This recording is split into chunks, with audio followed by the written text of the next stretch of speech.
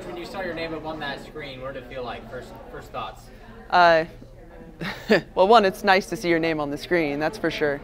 And it's also, I think it's really great to not see it in the opening round matchup, that we go straight to the quarterfinals. That's a big adjustment for us from last year to this year.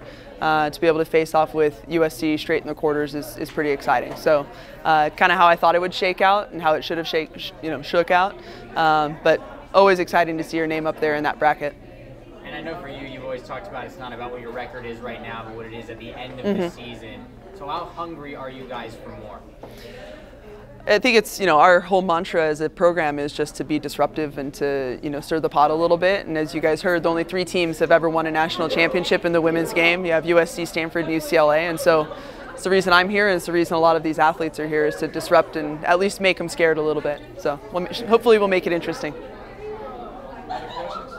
Coach, just overall, how excited are you for your squad and just knowing that they get this moment in the national tournament? I think they deserve this moment. We talked a lot about how our preparation feeds our opportunities, and every possession matters, every opportunity to improve matters, and we have a set standard of play. And I think they were able to execute that this past weekend and earn the right to be in the national championship tournament and to face off against one of the best teams in the country. And we've played them once before, and I think we've earned their respect. I don't think they'll take us lightly. I think they'll have to prepare for us. And again, that's how it should be. There should be more parity in the game, and they deserve to be in that spot. Coach, how do you feel about the team's seed and going to the tournament?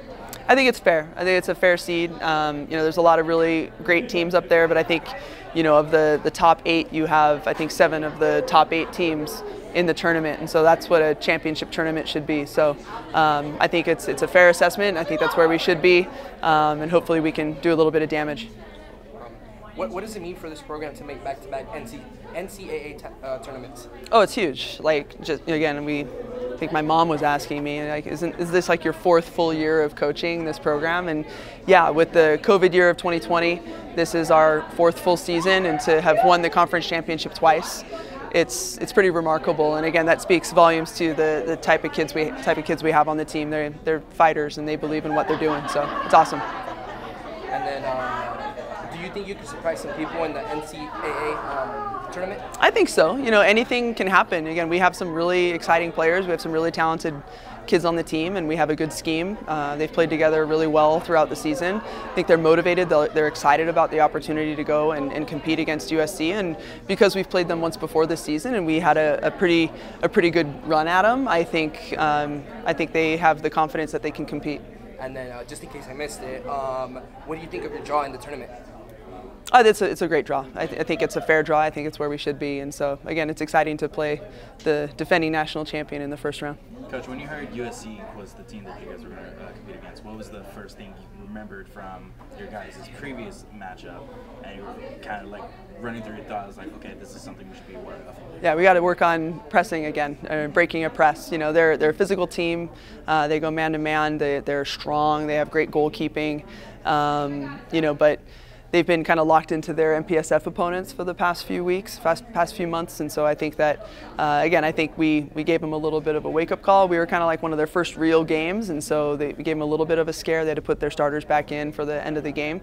But we're definitely going to have to work on breaking a press and handling the physicality of a bigger, stronger team. Any last questions? Okay, thanks, Coach. All right, thanks, guys. Thank you. What was your first thought when you saw your guys' name up on that screen?